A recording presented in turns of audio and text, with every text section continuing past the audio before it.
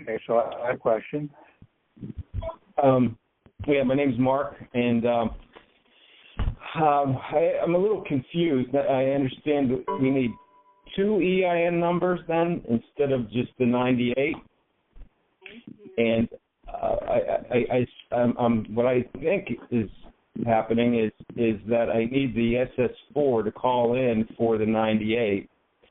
But how do we get the other EIN number? I saw, in fact, I have them in front of me, the instructions for the 3520 and 3520A.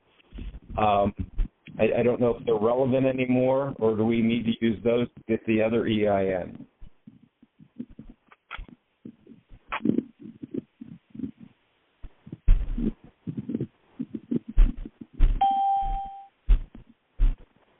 Sorry, I got dropped. So I'm back in. What's your EIN question now?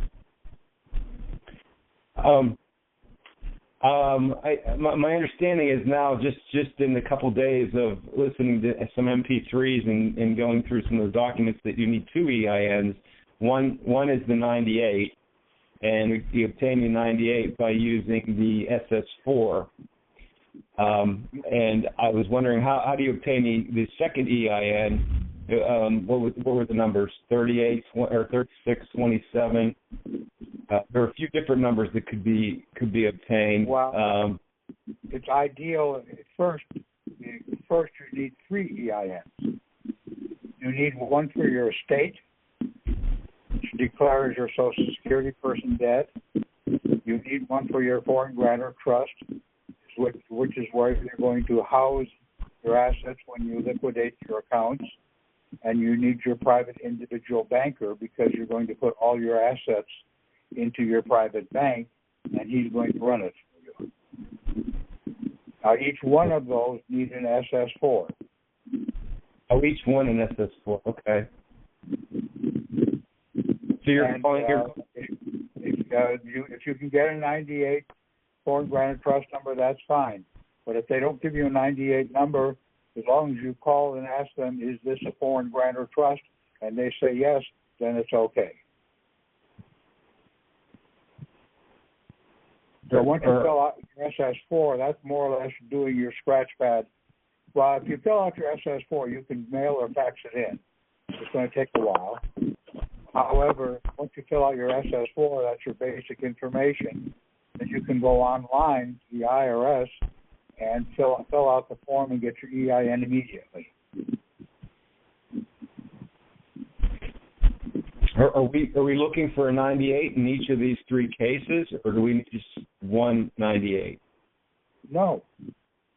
98 is only for foreign grantor trust, but it does not necessarily have to be a 98. Okay. If they say it's a foreign grantor trust and it's not a 98, that's okay. That's right. Okay.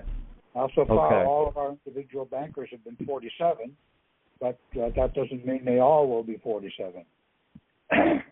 These states run all over the place, and it depends on what state you're requesting it from, I think, because the EIN numbers are assigned to various states or various regions. Sure. Are we still calling into Philadelphia? No. Not if we go online. Okay. Okay, I see. Okay. Now, you get the process. You get your EIN online. It takes you 15 minutes. Actually, I think they give you 15 minutes, 15 or 30 minutes. And if you don't get it done, they shut you off and you have to do it again. Okay. Now, I guess some of the information I was reading at first was older, but it mentioned to use the 3520 and the 3520A. Is that irrelevant now? Patrick did that, and that's a good question to ask him, because we haven't done that yet, and maybe we should. I think you have to do that after your first year. So that is a good question to ask him. Okay. So the first thing I need to do is get these 3 EIN numbers. Yes, online you can do one a day. And when you finish it online, they will also ask you, have they mailed you a confirmation letter, or do you want to print it? And it would be good. I have a PDF printer on that. That means in any program, I can tell it, instead of printing it, I can send it to a PDF document. So I print it to a PDF document, so I have it on my computer, and I can print it out whenever I want. I happen to use the one at PDF Lite, but you can use any PDF printer. But you should have your confirmation letter, and make sure on that will be your number. And they do say on the confirmation letter, whenever you write to the IRS, you have to spell your trust exactly the way they actually changed the spelling a little bit, and you have to do it exactly the way you do. They do it whenever you communicate with them. Okay. But you need to get those EINs, and there's examples for each one of those 3 in the current directory. And then go online. There's a summary sheet. I believe it was posted on May the 1st of what it looks like online, or when you put all your data in, what it looks like when it's correct. Cool. Great. Awesome.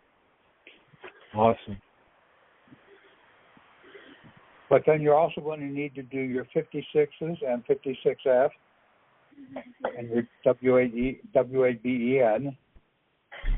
And the best way of going about that is to look at the receipt cover letter. Let's see what it's exactly called. New receipt voucher letter to Puerto Rico. Down at the bottom, there's a list of 7 documents, and those are the documents that you're going to have to send in your receipts. So that voucher letter is a good summary of exactly what you have to do to package your receipts. Okay, and that's on May 1st. May 1st was the summary for the online EIN. First, you prepare your SS4 so you have all your data, and then you go through the online entry form, and I'll ask you questions, and you'll pick up that questions from your SS4 form. And then when you're done, you will get your EIN number, and you will be asked, where do you want your confirmation letter sent?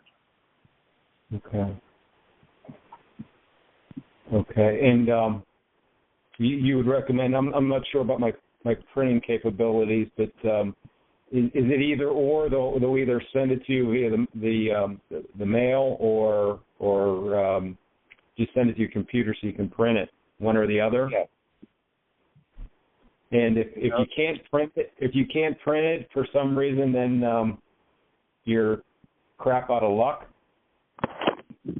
Well, that's why I suggested using the PDF printer. It's a program, and instead of printing it on paper, writes it to a PDF file on your computer. Okay. That's the way I do it, and then you have a permanent record of it. Okay, cool. Okay, so that's a program. PDF printer is a program. Well, the one I use is called PDF Lite, but there's one in almost every PDF program. Patrick uses a PDF, Nitro PDF, and it has a PDF printer in it too. Okay. Now then, you mentioned, I'm sorry. I have a comment on that. Basically, the IRS will allow you to download the PDF. So when you click the button, print this form or something like that, that will open up a PDF and you can save that PDF. Okay. Oh. Okay. I didn't quite remember that. Okay. So then you were continuing on. You mentioned the W8BEN, and you said there's a cover letter with 7 documents to No, there's a cover letter that lists 7 attachments. The cover letter for the receipt. I just read you the title of that file. Okay. Yeah, but that cover letter was going to Puerto Rico, and we're not going to go there. We're going to go to the IRS. Okay. Peace and blessings, family. How you doing, Patrick? This is Jahari from Chicago. Yeah. How you doing, sir? Okay. Now, I don't know whether Verdell's on the line or not, or whether she's out running around in her new car she got today. Are you online, Verdell? Guess she's running around. Huh? I guess she's running around. Okay. Anyway, she took that 1099-A. She said the 1096 form, a copy of her birth certificate. She also made up a negotiable instrument. I'm not sure whether she sent a copy of the window sticker in, but she sent that into the IRS, and for the purchase of a car, negative value on the item, and had the payment sent to the car dealership. And they called her up, and basically she went down and picked up her car today. Great. Super.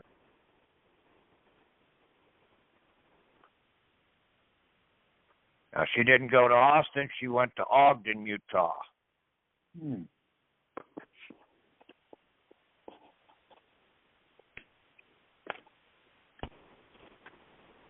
So I've got her.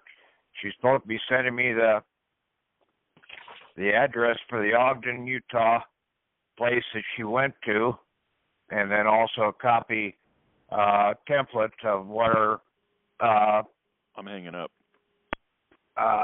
Invoice that or negotiable instrument that she used. Sorry about that. Right, good. Oh, wow. Great. But she's not afraid to go out and do this stuff, and that's what you need to try and do is get this stuff into the works. Do the same thing as your receipts and get them sent in, and then get the reimbursement for what you paid out. Because those receipts are nothing but debt warrants or death warrants.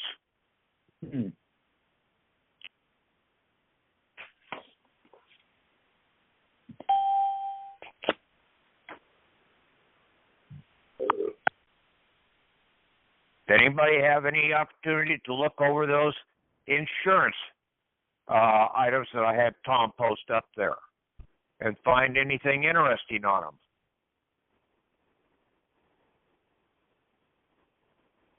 Yes, I should have taken. I found a lot of interesting things, and I should have taken better notes on it, though.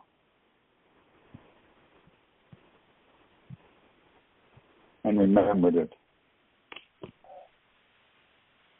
Told you right there how to liquidate an insurance company. Yeah.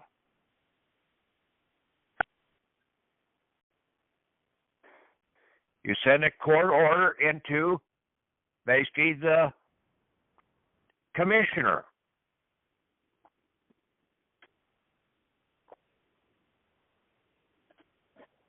Now, whether that be the Social Security commissioner, whether that be the state commissioner, or possibly to the IRS commissioner.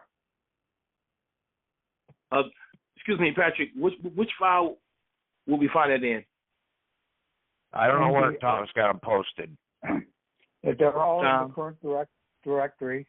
The last 4 files that were posted, Primoff, New York Law Journal is one, insurance receiverships, and a Uniform Insurers Liquidation Act, and MDL 55, which is model legislation for liquidation. Got it. Okay, wonderful. That was the Insurance Receivers Act, was that? It's all the stuff posted on October 10th. Got you. Okay, October 10th. So go to the Federal Reserve Banking folder. Got you. Thank you, sir.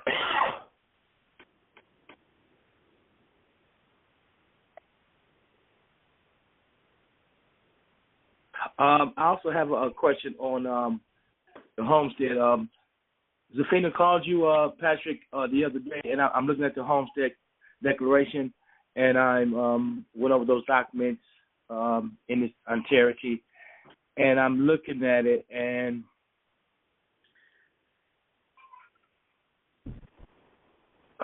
I understand what state of Illinois, well, because I'm in Illinois, and the county that I'm in, and then the next line will be put our name in all caps, basically, hereby declares that the pursuant of the laws of, would it be the state of Illinois, that the following described property is entitled to exemptions from the claim of creditors, and then it's a long line, and I'm not sure what to put on that one.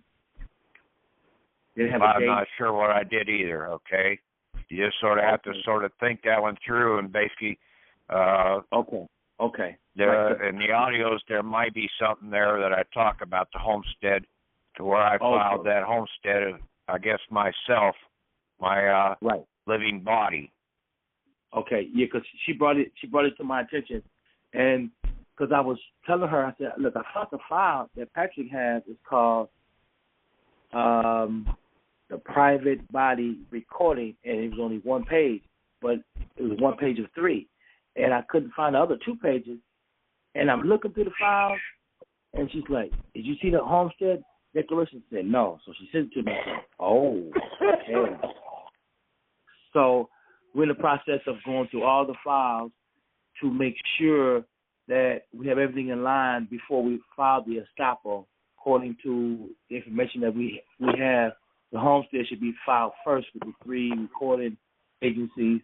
Well, you need to get all your EINs first, okay? That's the prime thing you need to get right now. You need to get yourself declared as a individual banker, and also at the same time when you do your individual banker, you're establishing the fact that you are a private bank, and you're tax exempt because you're a non-usury bank.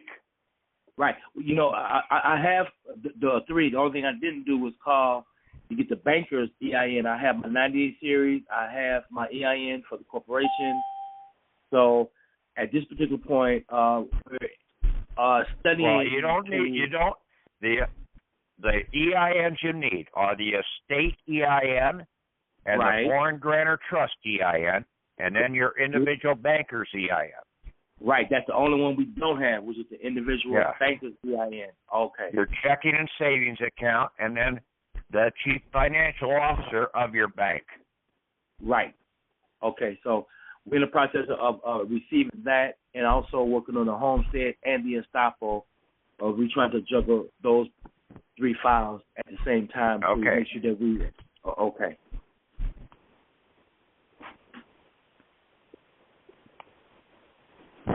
And where would the Tom? Would you happen to know exactly the audio on what Patrick was saying about? Because I've been going through all the old stuff from like August to like March of 2015. So I'm and I didn't get a chance to go through all of them yet, but I'm going to go through all of them. But do you know exactly the one that the individual banker's EIN? That file we don't have any individual summaries of those. Actually, it would be good when people listen to them if they would actually write a summary, and we can post it for other people. It doesn't have to be a long summary, just the key words and the chief subjects talked about. Okay. All right. Well, I'm gonna continue to do my research to make sure that I understand, and that I've been studying for at least 10 years now. And I was actually, what would be a good idea is if you're doing that, when you decide that there's a subject there, it would be good to put the time index of when that was. Okay. So, okay. And then we can post that in the Skype group, and then I will make a page on the call page on the website where we can describe the calls. Okay.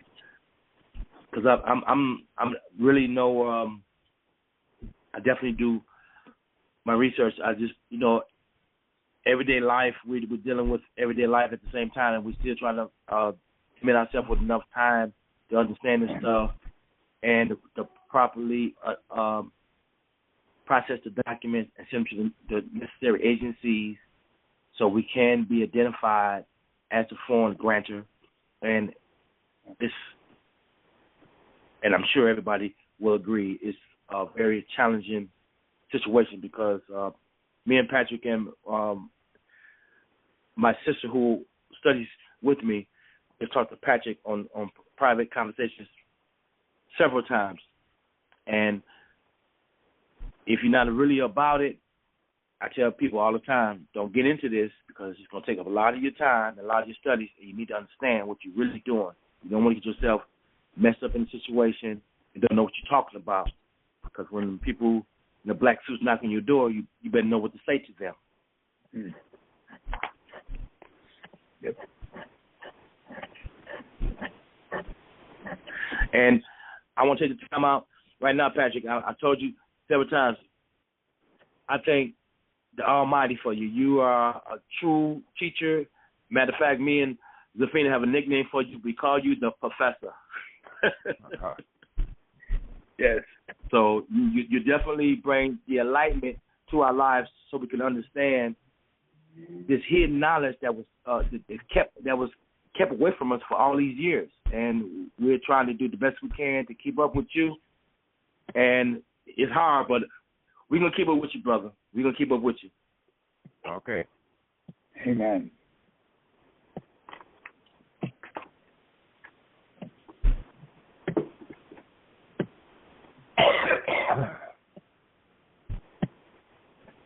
Patrick, Yes.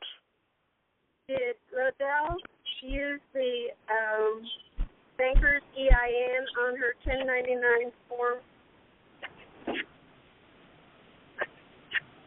No, I think she used her Social Security. Okay, that's why I was hoping she was going to be online here to go over this and explain to people what she did. Okay. I think she used her Social Security and then basically also her estate EIN, and then had the funds sent to the dealership.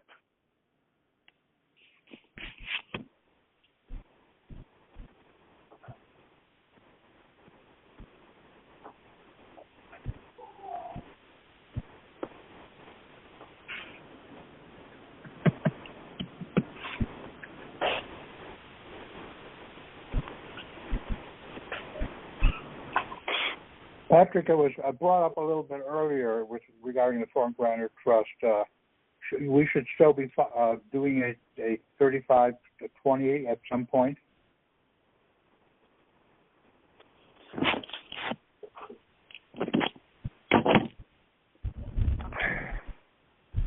The 3528. What form's that? So for the 3520, just for the isn't that the tax form for the foreign grantor trust? Or maybe I have the number wrong. 3520 and 3520A. No, you don't have to do those, okay?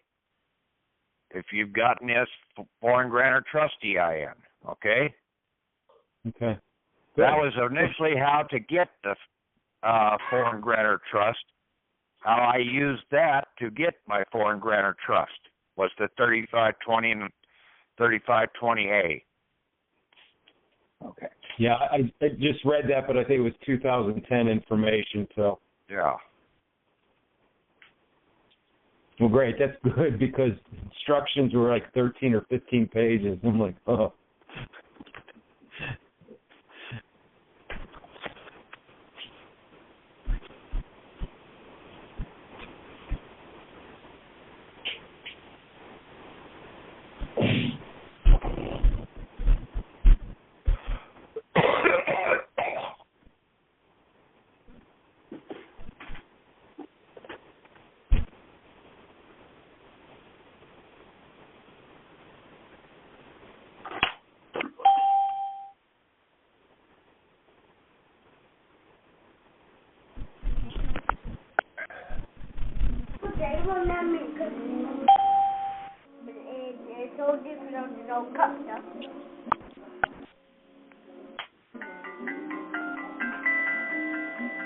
Does anybody else have anything? Any input? Anything you've done? Yeah, Patrick, I did something. I sent an endorsed utility bill to the utility company with certified mail, and then basically I had an ombudsman. They don't have a CFO there, but an ombudsman contacted me, and she said that they weren't going to do anything with it. And I said they had to fill out the 1099-C. They said they weren't going to do anything. So okay, then you turn around and you take that utility bill and send it off to the IRS and have them take care of it. Okay.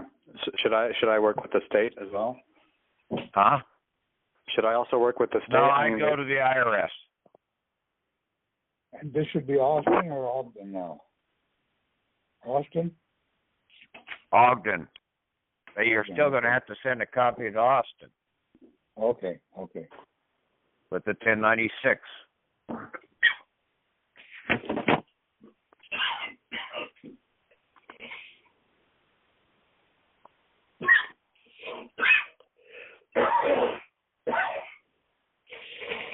So would I send the C copy to Ogden and then the A copy to Austin?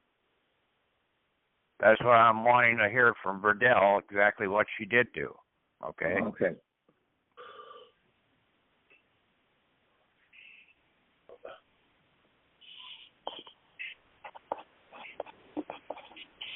But that's what I would tend to do and send it both ways. But I don't know the address there at Ogden that she used. She was going to send me that.